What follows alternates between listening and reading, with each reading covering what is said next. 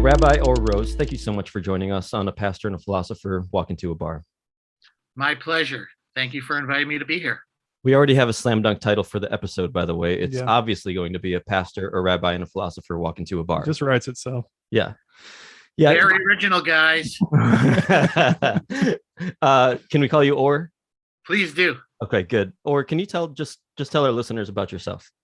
Sure. I was born and raised in Winnipeg, Manitoba, Canada, which is in the middle of that big and vast and beautiful country. Following high school, I went to New York City, where I studied at Yeshiva University, which is a modern Orthodox institution. I then went on to study in Israel at the Hebrew University of Jerusalem, did some teaching in elementary and middle schools, and came to Boston roughly 20 years ago to study for a doctorate in Near Eastern and Judaic Studies at Brandeis. And for the last 18 years or so, I've been working at Hebrew College, which is just outside of Boston. And Hebrew College is, by design, a pluralistic Jewish institution, which means that we have Jewish folks that are from various walks of life. And it's a hybrid institution. So some people are studying to become rabbis, cantors, and educators within the professional sphere of the school. And then we do a lot of adult and youth education. And I am the founding director of the Miller Center for Interreligious Learning and Leadership, which is one arm of the institution, which, as the title suggests, brings us into conversation and collaborative work with folks from other religious and cultural ways of being and doing in the world. Brilliant.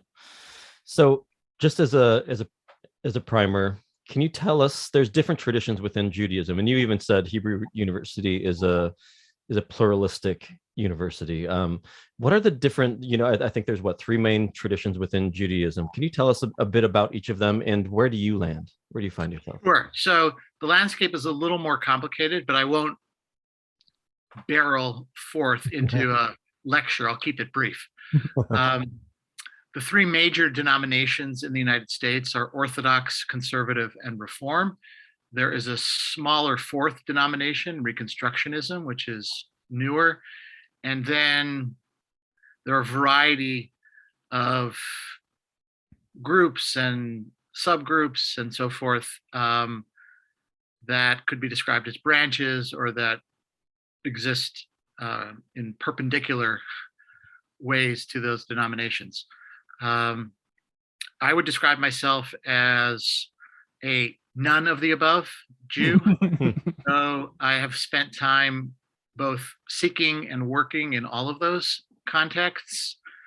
But I work at Hebrew College in part because I was attracted to the vision of being in a diverse Jewish setting. Some of our faculty and students do identify with one or another of those denominations or streams of Judaism, and I'm glad that they feel at home in them. And I happen to be someone that feels more comfortable simply describing myself as a Jew. Mm-hmm. And to describe each of those denominations briefly, I would say that much of the conversation has to do with the nature of authority vis-a-vis text and tradition. And so that's one major issue. How do you regard the Torah, right, the Hebrew Bible, and the rabbinic traditions that flow from it? Do you consider yourself to be bound by halacha, the Jewish sacred practices and rules of traditional Jewish engagement, etc.? So I'm not going to go into each at a greater length, but I have people that I love and respect who are walking their Jewish paths differently, and I've learned a lot from my time within synagogues, educational settings in each of those spheres. Yeah. Did you grow up or as none of the above? Was that your family of origin, or was it? My parents, who are both originally from New York, moved to Winnipeg, Canada, as a kind of countercultural experiment in the 1960s. My father was ordained at the Jewish Theological Seminary, which is the flagship of conservative Judaism, and my mother did some studying there too.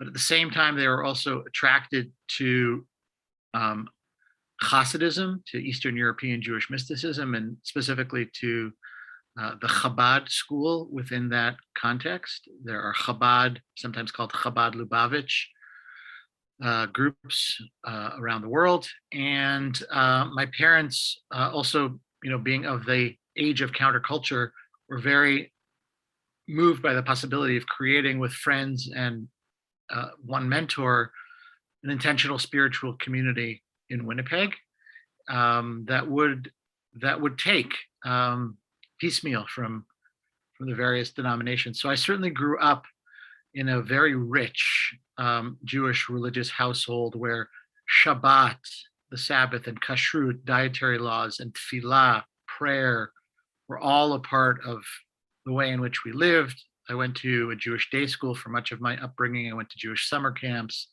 So I've been blessed as far as I understand it and experience it to being involved since childhood in a thickly Jewish environment. My parents, though, were also very good models of people that were engaged with folks from different walks of life, religious, secular, cultural, and that combination was something that was imprinted on me, and to this day certainly shapes the person that I aspire to be. That's fun. So many potential questions, but I'll stick to our outline here. I'd love to ask some big picture questions about Judaism, particularly the way you interact Jewish people. And there's no one answer, right? Obviously, but the way Jewish people would traditionally interact with the scriptures and authority you mentioned already. Because our listeners are mostly Christian of some way, shape, or form, whether it's ex-evangelical or deconstructing or still evangelical or agnostic. But let me just fire off just a couple. How would you say Jewish people generally relate to the scriptures? And again, I know how complex that question is, but in general, how might Jewish people approach the scriptures differently than Christians, and even historically? Sure. So again, this is one Jew, one opinion, with some educational background and life experience that I'll try and articulate in helpful ways to your listeners and the few viewers, God bless them, wherever they might be.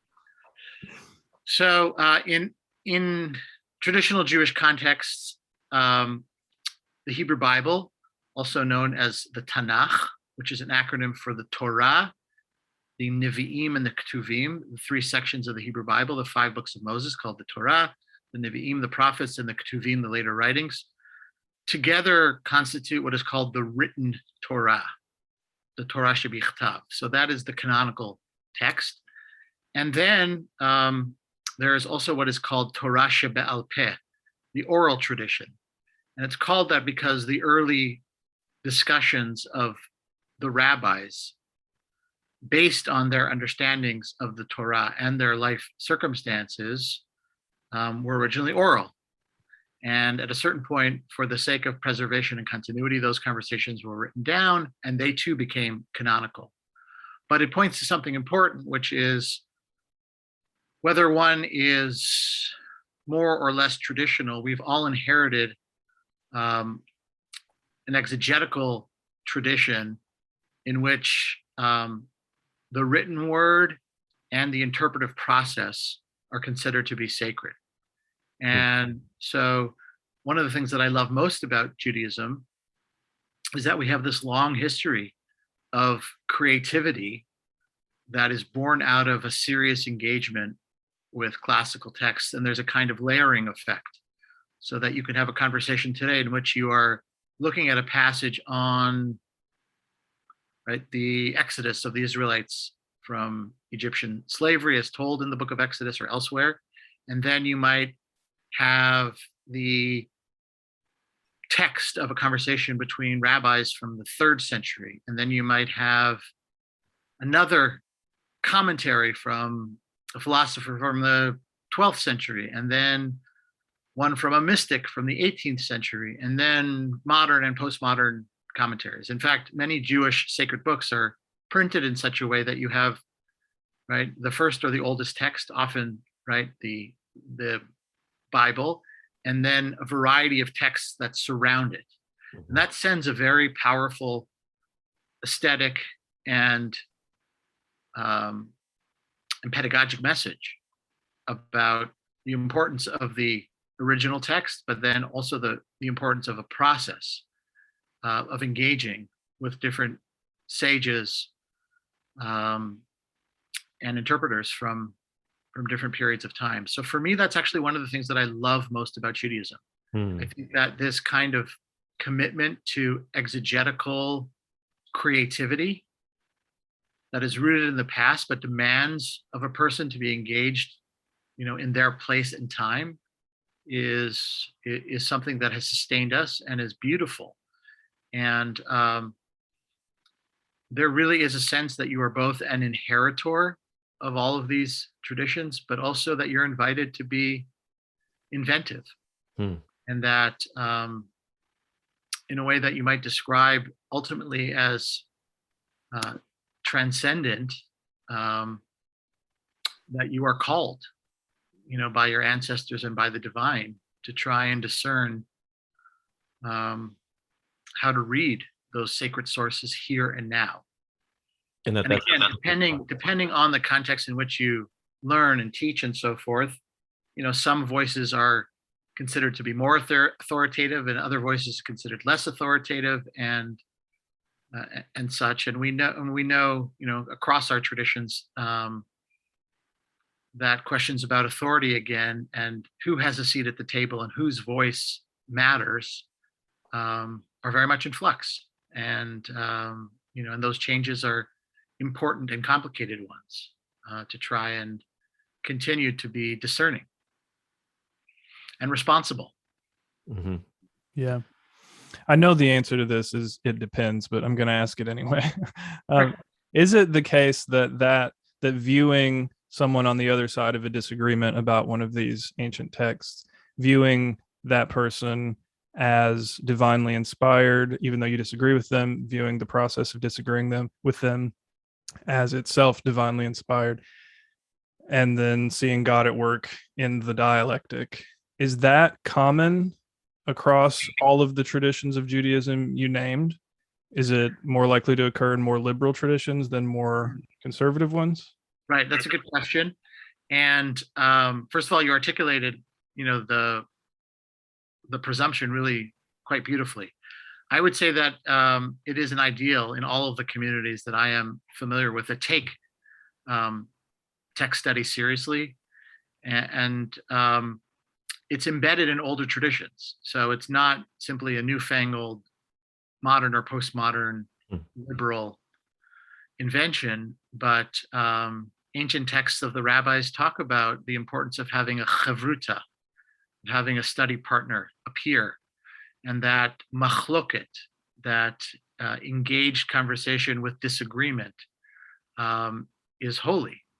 And I think that's a very powerful model for us today, given the ways in which so often in our broader culture,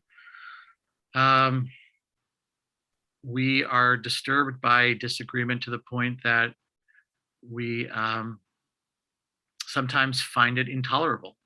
I mean, we know how polarized this country is. And so if I dare say, I think something of the spirit of machloket and chavruta could be very helpful as a broader intervention in American culture.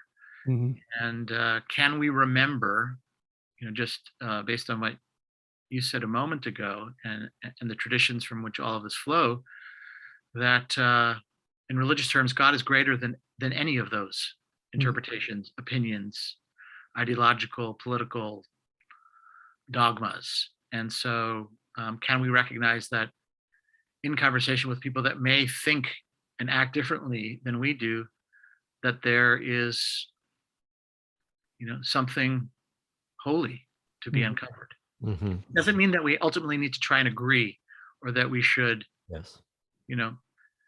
try and act always together.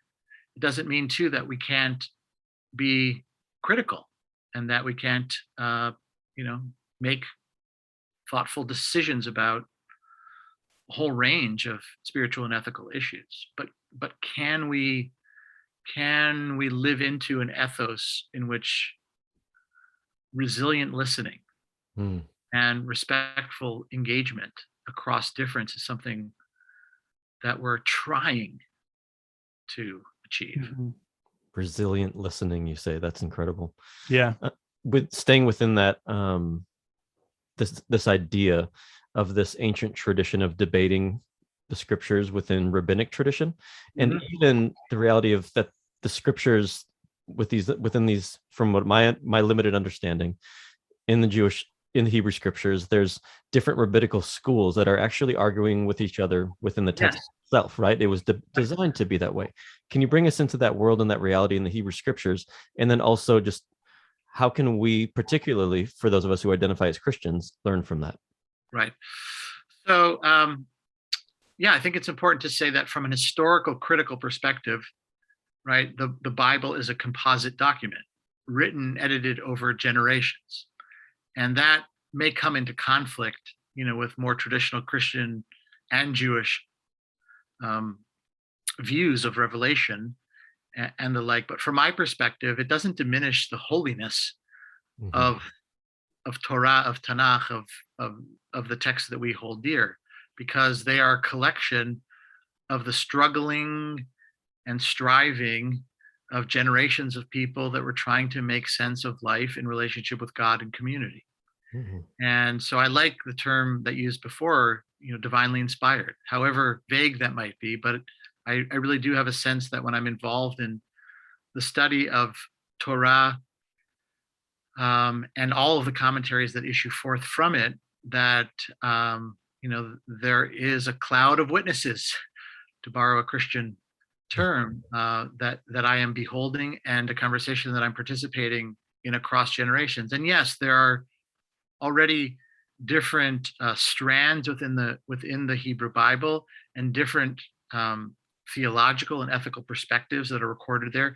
And then out of that, of course, as we might expect, there are different schools of thought in the ancient rabbinic context, and then in medieval, early modern, and contemporary context. And I think that knowing about the historical development of those sacred texts and commentaries, again, doesn't have to diminish the holiness of the endeavor. And so I think it actually also help us when we are engaging with texts that we find difficult or vexing or spiritually or ethically problematic, because we can come to an understanding that these are the best attempts of people, past and present, trying to walk through the world consciously and conscientiously. And again, to me, that is a very serious and sacred undertaking. So I hope that helps in some ways to answer the question. I'm not a literalist in any way, shape, or form, but I consider all of it to be holy, if that makes some sense. Yeah, I think it's the most beautiful, healthy way of holding the scriptures and engaging with the scriptures and relating to them and wrestling with them and all of that. Yeah, it's beautiful.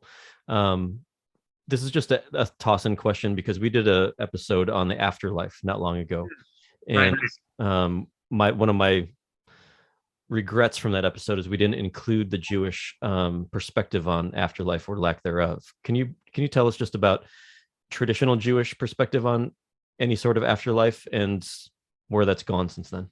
Sure. So I think, in contemporary times, many Jews might answer that question by simply saying I do not know. I may hope for, one eventuality or another, but I do not know. So in that way, our episode was very Jewish. Yes, yes. And there are a variety of answers to that question, but there are certainly vivid imaginings about what Olam Haba, the world to come, or Gan Eden, the Garden of Eden, might look like, or more hellish kinds of scenarios. So there is a wide variety, and it has been a subject of speculation, for thousands of years, and I don't know myself. That is, what will it look and feel like? Will Or Rose as Or Rose continue to exist in any way, shape, or form self-consciously? Or will I simply, become a part of something that is the larger energetic wheel of life, and I'll live on for as long as there are people that knew me and cared for me, and maybe some strange folks that read my work and share it with others. Mm-hmm. So would you agree that the Hebrew scriptures don't say much about afterlife, about, Yes, I would. And then, through engagement with other cultures across space and time, there were various Jewish ideas that emerged. But by and large, in the Hebrew Bible, there's very little discussion of what may be, after life as we know it here and now. Mm-hmm. Yeah. Since Randy started this tangent, I'm just going to continue it for one more question. I'm curious because you're a rabbi and a biblical scholar, and I'm curious what you think of N.T. Wright's take on the originality of the idea of resurrection in the first century. I don't know if you're familiar with this take, but he's kind of famous for arguing for the sort of authenticity of Jesus's resurrection as a historical event by arguing that there wasn't anything within Judaism conceptually like that an individualist bodily resurrection was a new idea. And then sort of he makes a very complex argument for that being a kind of original idea that is hard to explain without an actual event. So I'm curious, given your knowledge on what Jews around that period might have thought, does that seem like a reasonable case to you? Yeah, I'm always suspect of any claim to absolute originality because, like so many other things, it's contextual, and there are sources that one can turn to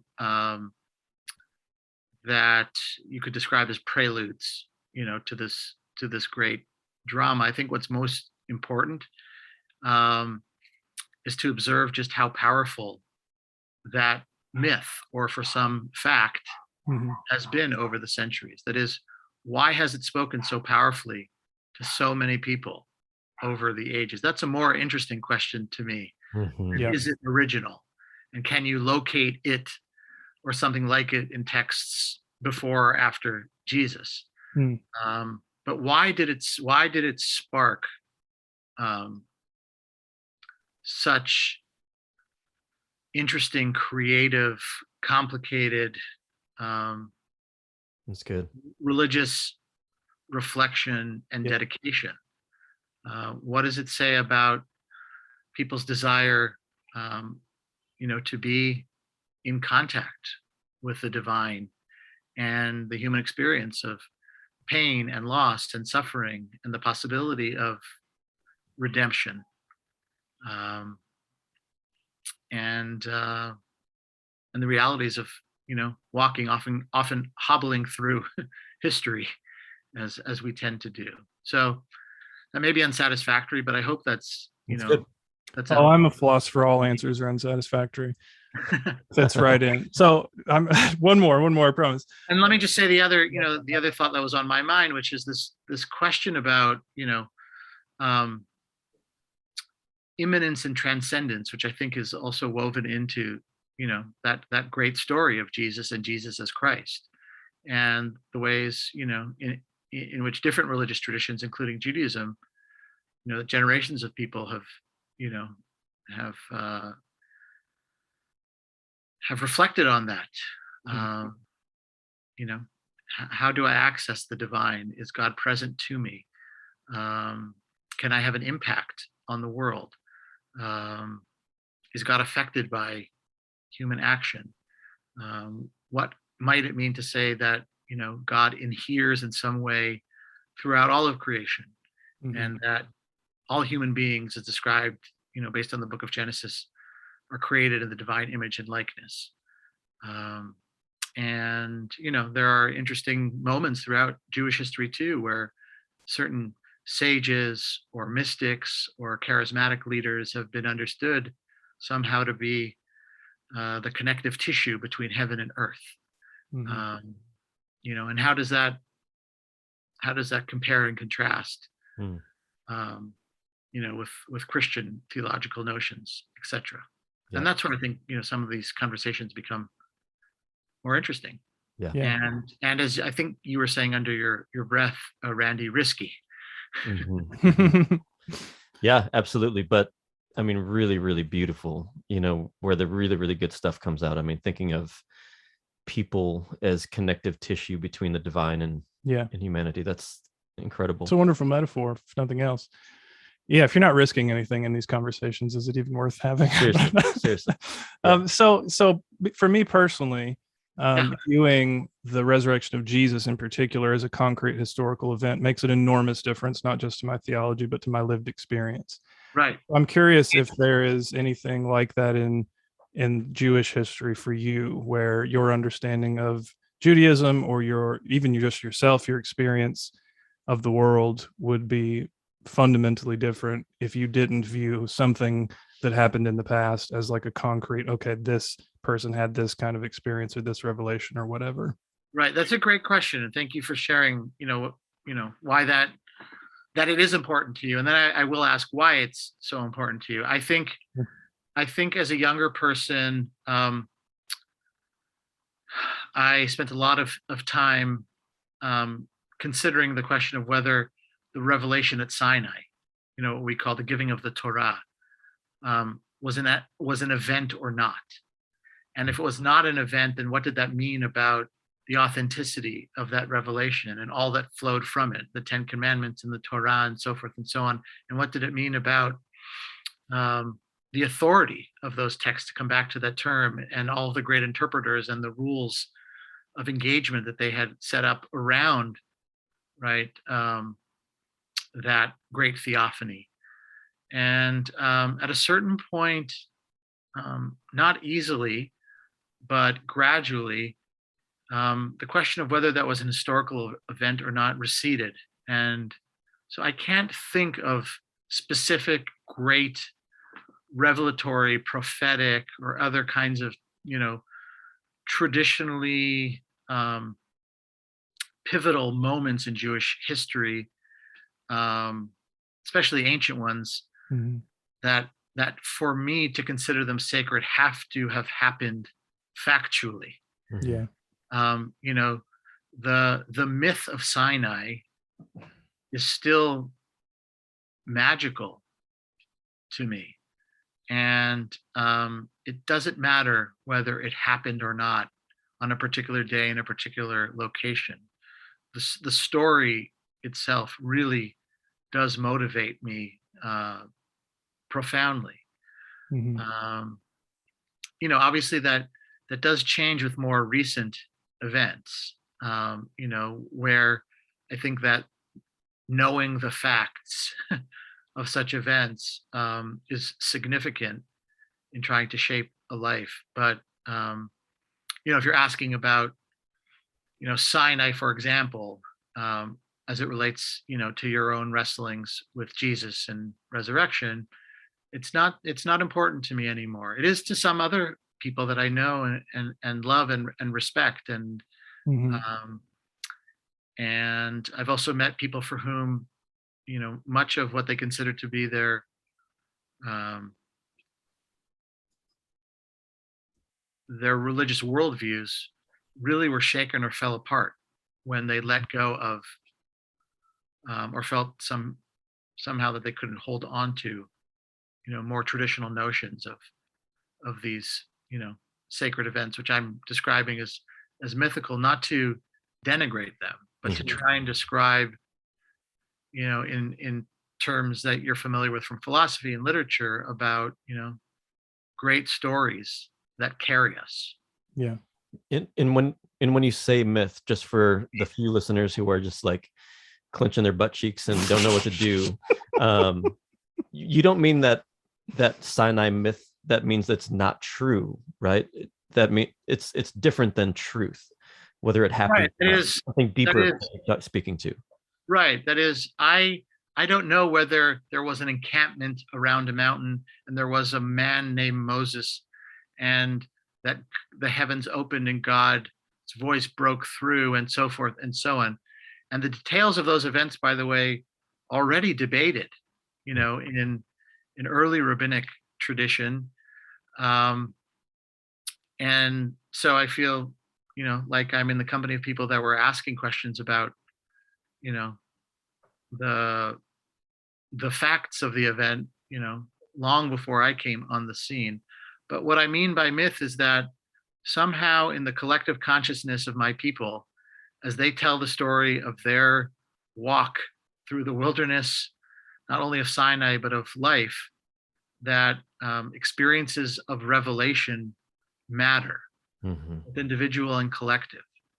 And so telling that story generation after generation in story form endows it with great power. Again, for some that's not enough, right? They need to know that it happened, but that's not important to me. Just like whether the Sea of Reeds actually opened and the Israelites walked through dry land is not important, but the story itself is incredibly powerful. What is it that our ancestors were trying to say about hope and despair, about slavery and freedom, about a way out of no way, right? To quote Martin Luther King Jr., etc. So those are all tropes, those are all themes, those are all stories, that really do matter to me. Yeah. But yeah. It's not the same kind of engagement that I had as a child or young adult, in which sometimes those texts were presented to me as being factual, right? And that it was really crucial for me that I understood them as such, and could defend, that against, other positions. Yeah. Quick personal question. Was that journey from it has to be literal to it doesn't anymore, and I still think it's beautiful, powerful, true? Was that a painful process or a life-giving process, or both? And both, but I don't want to underestimate the pain. Okay. In this regard, the philosopher Paul Ricoeur is a very helpful voice when he talks about myths and broken myths, right? What happens, when your theological worldview changes? Part of that involves great disorientation, and and a sense of loss, and really needing to try and pick up the pieces again. Ricoeur talks about a first naivete and a second naivete, right? So can you re-enter the myth? Can the world still be enchanted if you're involved in critical and deconstructive readings of of our sacred texts and traditions? And in my experience, and it's only that my experience, the world really is both beautiful and broken. And so stories about slavery and freedom, stories about hope, stories about revelation, however one tries to understand that, redemption, really, really matter to me. Those are epical stories. Mhm. So good. Yeah. We've spun way off our I outline. know, and I have which more. is great. I know. So Kyle, go ahead. So you can edit as you wish. Exactly. Sometimes I wonder why we even bother with outlines. And share, whatever might be helpful. So you acknowledged a little bit ago, though, that an event's being more recent might make it more important to you, that it could have been an actual concrete thing. Yes. So I'm curious why that is, and is it the case that the importance of that sort of thing would diminish with time, and if so, why? And I mean, I can think of some events that, let's say, in a couple thousand years, very well may be enshrined into some kind of sacred text in the Jewish tradition, should it survive Right. that long. Right. It seems like those being concrete events that happened with people who had identifiable names that were known is important, and that if that were lost, or not lost, but so much as transformed into something more mythical, that you would have lost something valuable. That's just how it strikes me. So I'm curious. Right. I think it's a wonderful question, and I honestly need to give it more thought. My initial response is that I don't necessarily think that some of the sacred texts that we have from the ancient world were intended to be historical texts in the same way that we regard historical texts now. Yeah. That the transmission of values, and what we might call memory as opposed to history, were more important. But I think it's a good and fair question.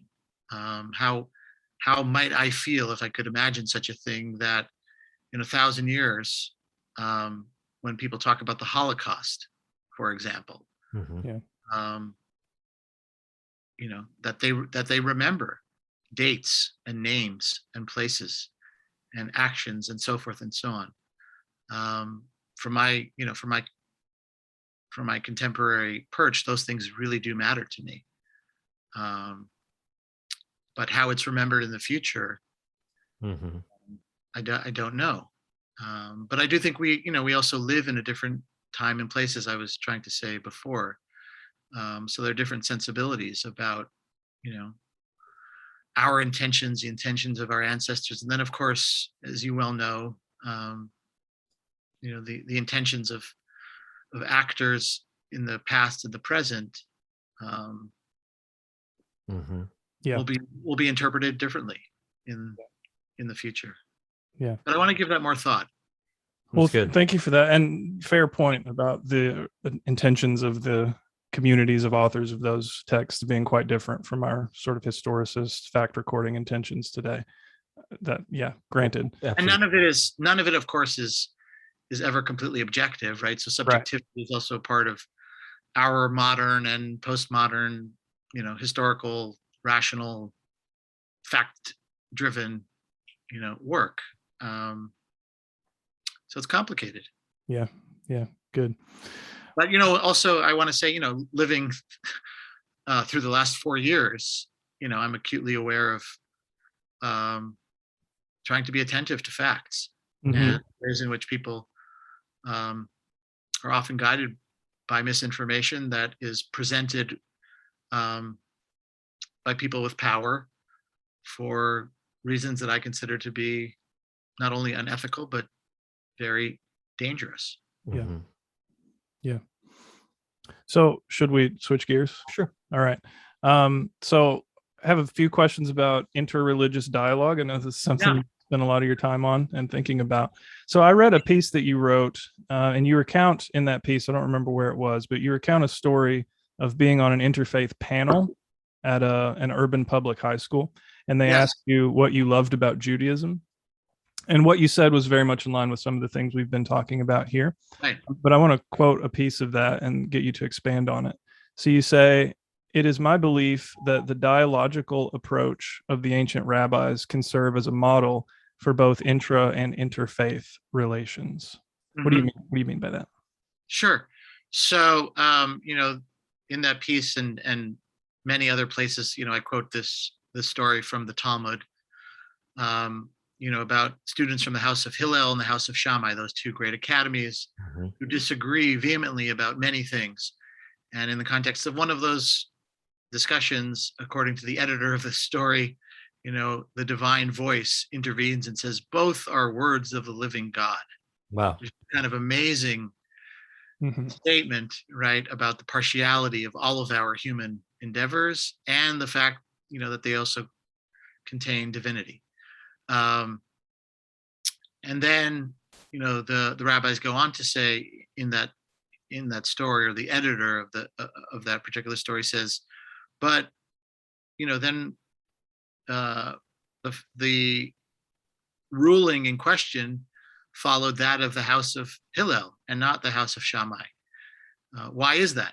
Right? Because we do have to live concretely and decide on rules and regulations and so forth. So why Hillel and not Shammai if both are the words of the living God? And the response there is that house of Hillel was humble, that they were kind, and that they always quoted the opinions of their interlocutors before their own. And so that kind of threefold approach seems to me to be very, very important when we're dealing with Orthodox, conservative, Reform, Reconstructionist, Hasidic, New Age, fill in the blank, Jews, in my case. And then when I'm having conversations with Christians and Muslims and Buddhists and Hindus and atheists and agnostics, that is to say, am I willing to actually listen? And do I listen carefully enough so that I actually hear, so that I could articulate the position of that other person or people? And then can I respond to that thoughtfully, knowing that each of us is always in possession of partial truths? And we then have to make decisions about how we want to live our lives. And so we do our best. But can we hold those truths lightly enough so that we can say, I need to think about that more, or that's a good question, or I hadn't thought about it in the way that you are, or more fundamentally, you and I are different people with different life experiences. And so I am trying to understand why you see things the way you do. But it does mean, if you're serious about, this kind of dialogical work within and across communities, that you may be in relationship with people who hold significantly different views on issues that you really care about. And then you have to make the decision, are those relationships important enough to try and sustain? Even though we may see things differently, politically, religiously, philosophically, or otherwise. And I feel like it is often easier, to retreat to my religious or political clan or tribe or club than it is to actually enact this kind of resilience that I'm describing, this kind of dialogical resilience, and say, I think there's more for me to learn. I think that if we can be in conversation and find ways to work together, that we can bring redemption, I dare say, a little closer. And we will also disagree and argue, and we may find ourselves on opposite sides of the picket line. And then, we have to continually discern, do I want to be in relationship with this person or this group, even when it hurts? And that has certainly been a part of my real life experience. Really good. Yeah. I don't need to ask. Sorry, this is just a note here. Yeah, I would probably just get this stuff because I think we talked about that. Yep. So go ahead and ask this one. I think that was you. Nope, that wasn't me. Oh, okay. It's been a while since we wrote this outline. No problem. So on this theme of interreligious dialogue, lots and lots of religious people, especially most of the ones I've known, and me for most of my life, if I'm honest, view that interreligious dialogue, interfaith dialogue, if it happens at all, view it through the lens of conversion. Right. Why else would you want to do that? So what do you take? I'm presuming that's not your view. So what do you take the point of interreligious dialogue to be? And second, why should people who are committed to the truth of their own religion be interested in it? If conversion is not even a desirable outcome, Right. What's the point? So I think first and foremost, the value of interreligious or cross-cultural or inter-ideological dialogue, where there are real differences, is to humanize, so that you come to have experiences with three-dimensional people who are not stereotypes, who are not, the construction of your imagination or of your reading exclusively, but are flesh and blood people who you come to understand as being complicated, and in most cases, trying to make their way in this world and to do good. Mm-hmm. And there's so much fear of the other writ large that in itself, to me, is reason to engage in such conversations. I also think that there are real opportunities to learn, right? It goes hand in hand in some ways with my approach to Jewish scripture and to Jewish sacred text and to Jewish life. I think the Jewish tradition is beautiful, but I also think I have real things to learn from other people, and that other traditions possess truths of their own that may be similar, that may be different, some of which I will not be able to accept, but I think I will learn a lot along the way. And it's just happened so many times. Yeah. And it happened this evening. Before I came here, I was teaching a course with a Catholic colleague of mine from Boston College on the book of Psalms for Christian and Jewish leaders from across the country and around the world. And his reading of the Psalms, even this evening on 3 or 4 occasions, just enlightened me. And he has no interest in converting me to Catholicism, and I have no interest in converting him to Judaism. And of course, what we agree about and what we disagree about also is sometimes unexpected. And there's delight in that, right? Which happens when you're with an actual human being. Oh, I thought that you would read this text this way based on the fact that you're a Catholic, and fill in the other identity markers. But, that's how you read it? That's how you understand it? Oh, and you read it that way because this is what happened in your life, and this is how it relates to your child or to your parent or to illness or to joy or to disappointment. So it's both humanizing and there's much to learn. I often say, absent of all violence and warfare, I would still want to be involved in interreligious conversations, just to learn how people try and put the pieces together. And it may be easier for me, I don't want to dismiss, some of the earlier conversation, because I'm not invested in, the question, is Judaism the truth, the way, and the light, so to speak? And is my truth better than your truth? I'm less invested in those kinds of conversations, and I don't feel defensive about the possibility that other traditions have real wisdom that may not be included, in all of the great teachings of Judaism. There may be analogs, there may be things that are to be compared and contrasted, but it may also be, right, that I'll learn something genuinely new from my Catholic colleague for, reasons that I don't completely understand, even if they might be there somewhere in the Jewish tradition. Yeah, I love it. Or I can one other piece, which is just to be more concrete. For better sometimes and for worse sometimes, religious institutions in this country and in other societies around the world continue to have power, and they have structures through which people come together to make change.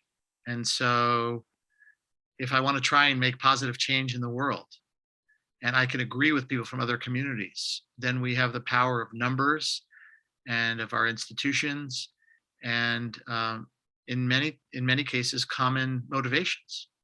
And so there's real work that can be done, right? From fixing streets to feeding people who are food insecure, et cetera, et cetera. And in many of those cases, we don't need to agree about much theologically, although I'm always curious to learn from people, why is this work, let us call it for the common good, important to you, and where does it flow from? And then again, we'll probably disagree about issues, whether it's the Israeli-Palestinian conflict or LGBTQ identity issues, or who's running and should be elected in a local election. I don't think we should be surprised too that we disagree and discouraged by that. The question is how we disagree, and then how we live into and through those experiences of tension, because there will be tension. How could there not be tension? And frankly, I don't think that religious groups have always done well with dealing with ideological tensions, and it's and it's led to bloodshed and violence and oppression and so forth and so on.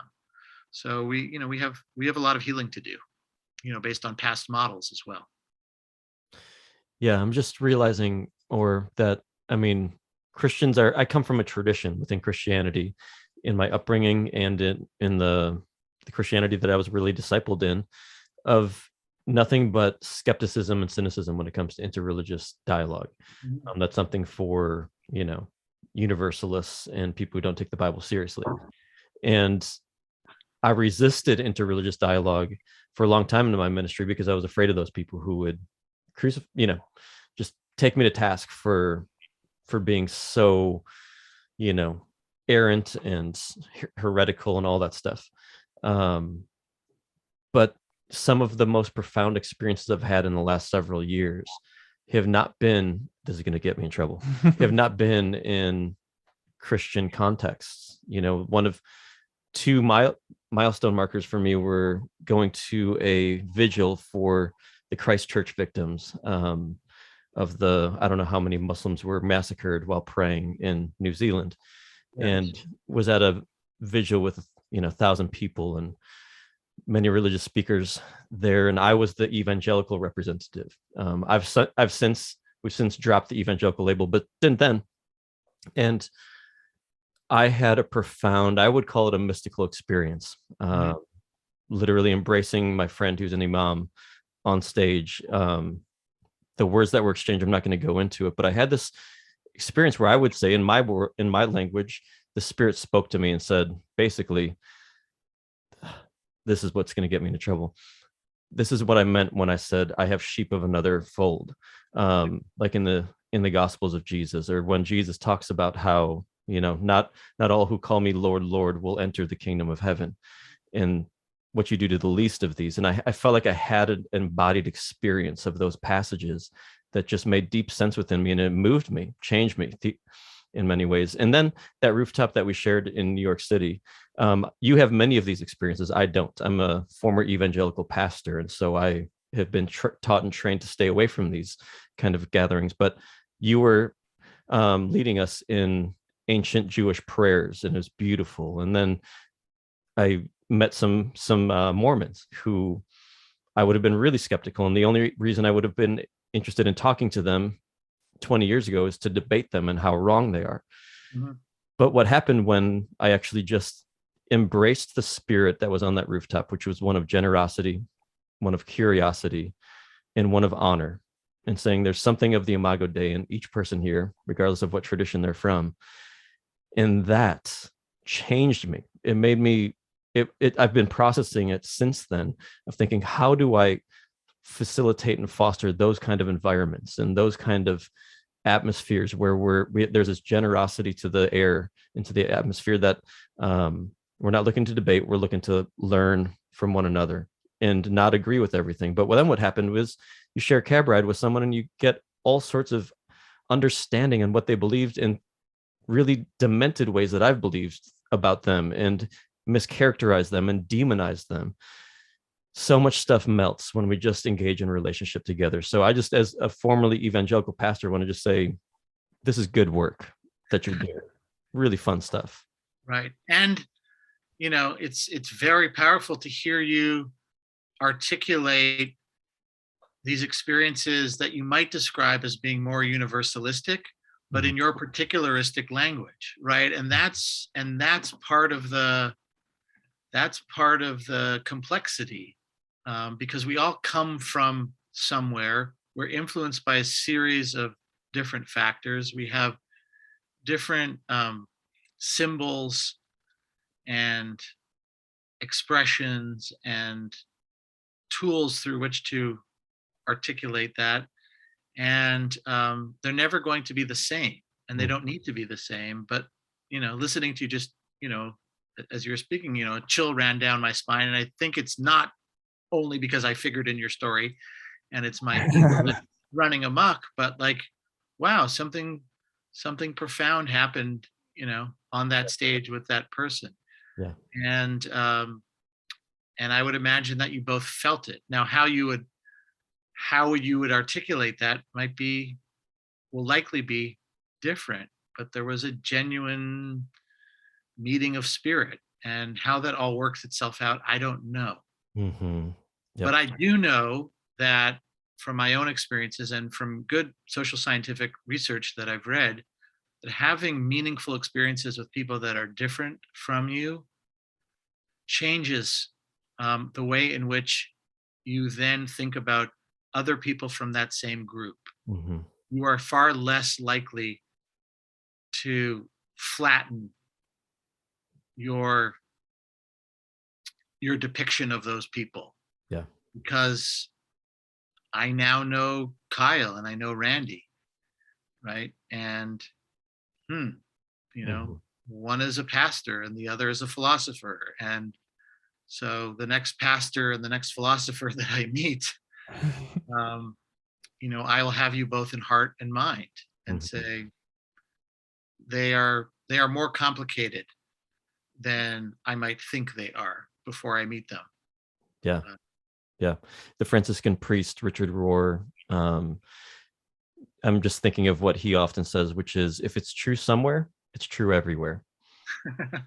And that's, right. I just think that's true. Everywhere. Everywhere. Yeah. It's true here, so it's true everywhere. Go ahead, Kyle. Yeah, I'll resist picking that apart. Right. Clearly meaningful and important to you. Oh, shut up. Yeah. I want to chew on that. Yeah. I mean, he's talking about different traditions, obviously. And we talked about this with Pete Enns, that, other religious texts can be inspired in some way. Like the divine is not limited to my tradition in trying to reveal truth to my people.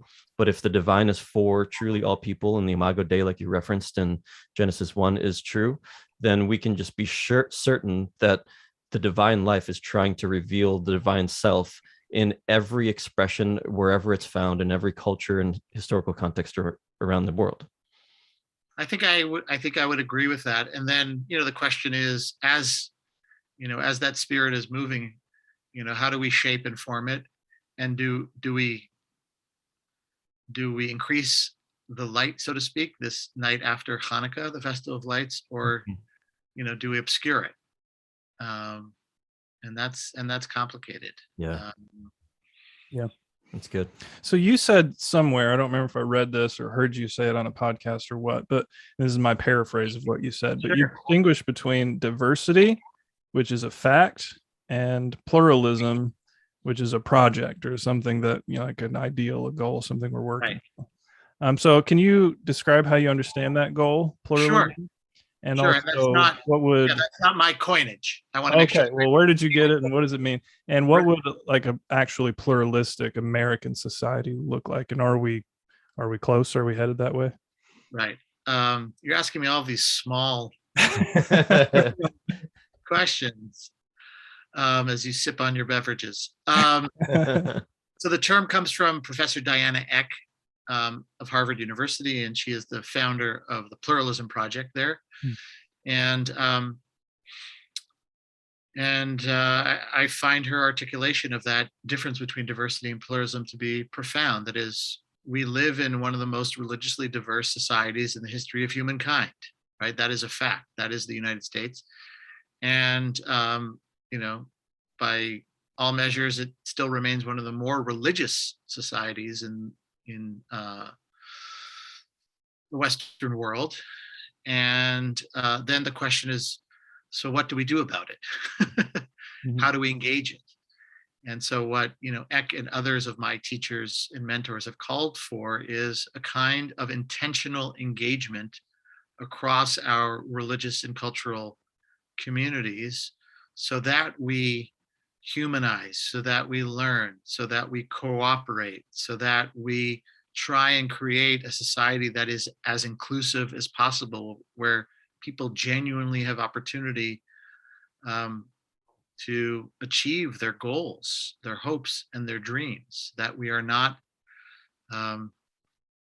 hemmed in and deterred by systemic injustices.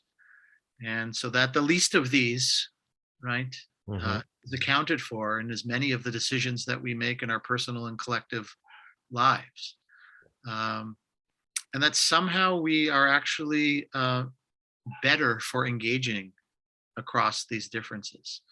That doesn't mean that we all become relativists, in the extreme, that we give up all commitments, that again, that we have to, agree on everything, but that we try and work to create structures through which, the divinity of every human being, of every skin color, gender, race, ethnicity, and religion has the opportunity to flourish.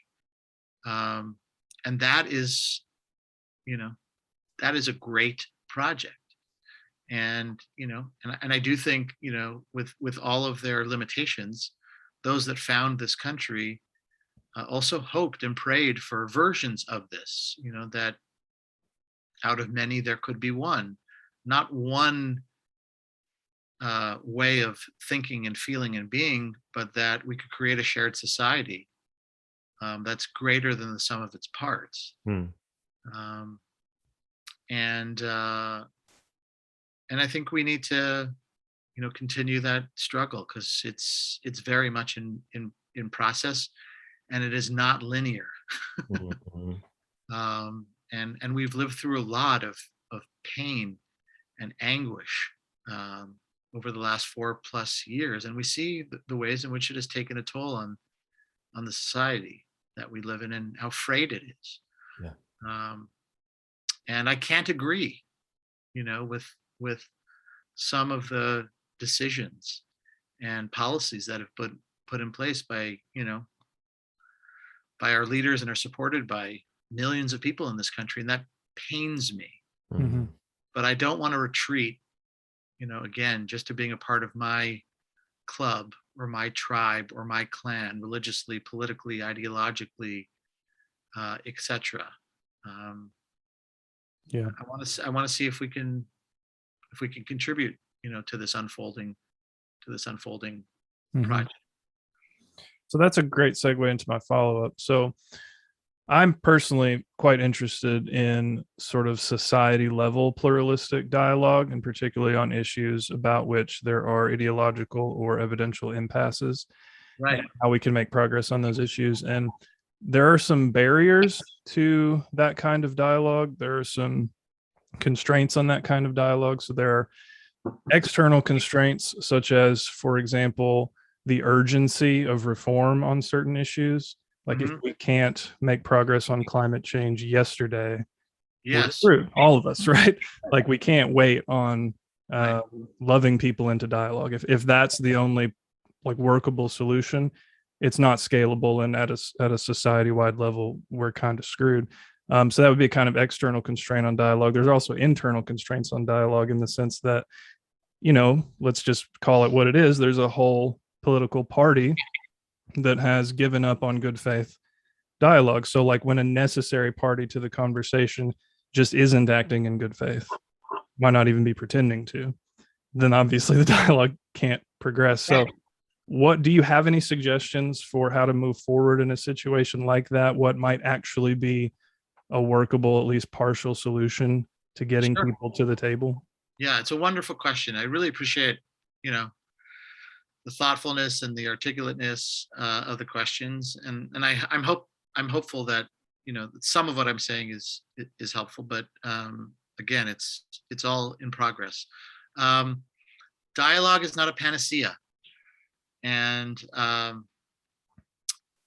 we have to make decisions about how we want to move forward, as you said, rightfully so, particularly around urgent issues.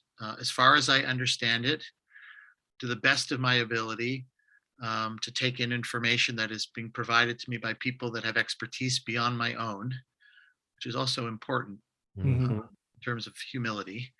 That we are already in the midst of a great climate crisis, and it will impact us, but even more so our children and our grandchildren, and possibly the human species. And so we do need to find ways to act. And we do need to make common cause with people that are prepared to act and to advocate. And I would say already, you know, within, let us call it the environmental movement, there are a whole slew of differences that need to be attended to. So even if you think you're singing to the choir Mhm. about dialogue and about cooperation, you're going to discover very quickly, that within an ideological or political camp or movement, that there's a lot to sort out. Just think about, the history of the civil rights movement and all of the people that agreed about the urgency of those issues, but all of the ways in which they needed to sort out, sometimes very painfully, how to go about making change. And so, but one simple example, are the models of Martin Luther King Jr. And Malcolm X. Hmm. Right. Yeah. So, even within those frameworks of communities that we see ourselves already a part of, there's much of this dialogical work that needs to take place.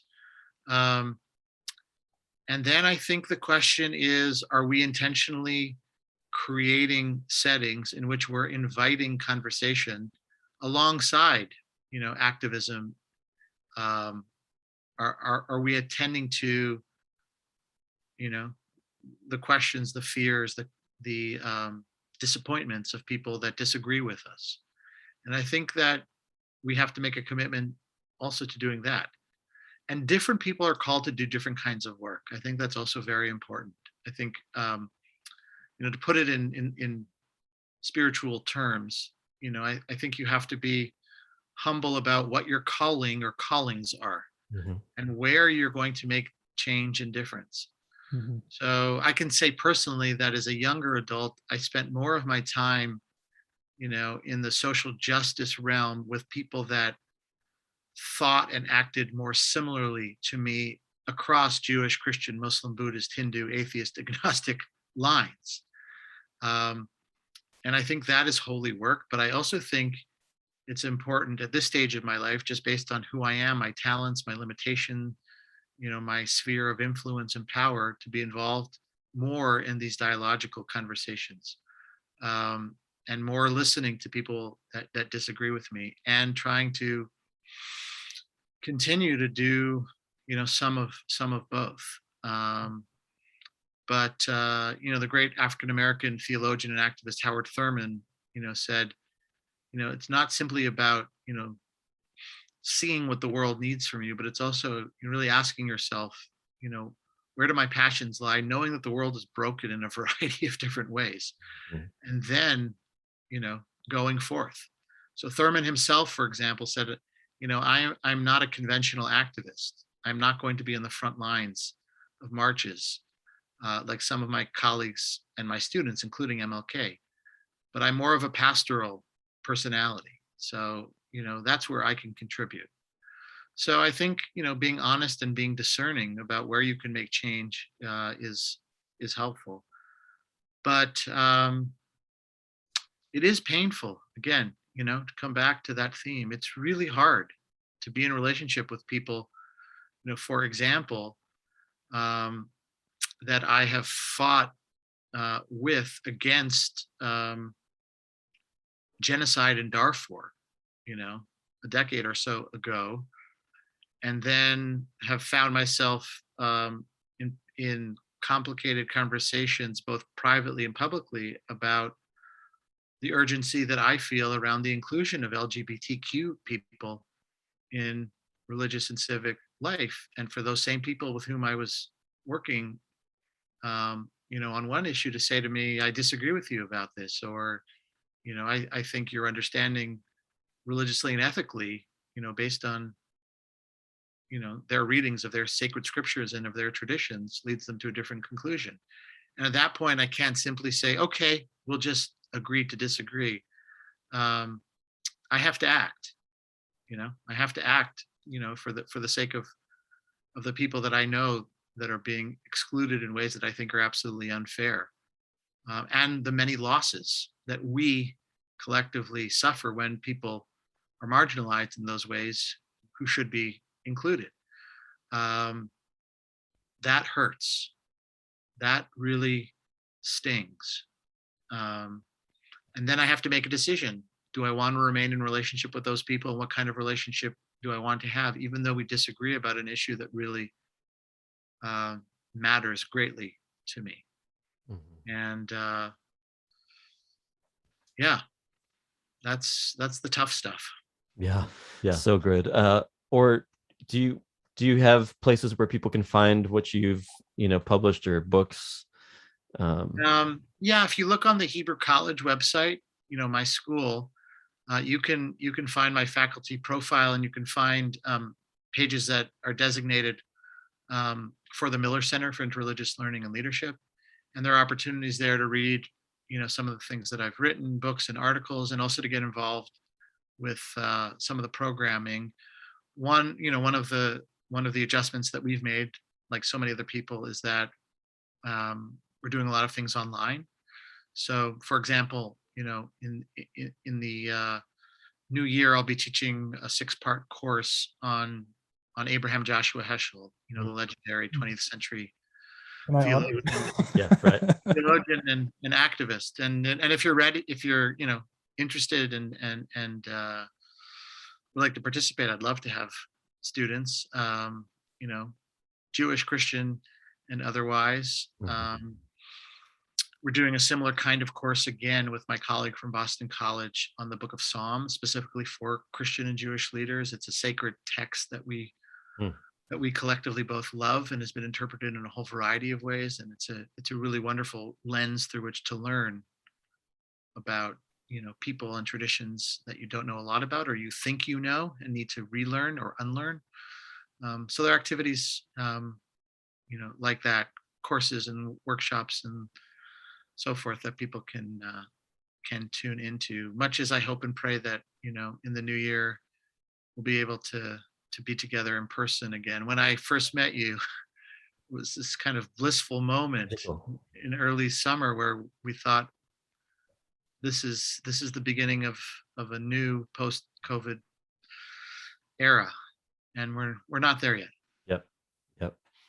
Yeah. Well, we'll put a link to your page on Hebrew College where you Thank you. can get all that on our show notes. So listeners, go to the show notes if you're interested in discovering more about the world of Rabbi Or Rose. Rabbi Or Rose, this has been pure delight. Really, really grateful for your Thank time. you. You guys too. Again, I didn't just mean it as a throwaway. The questions you asked are real. They're hard.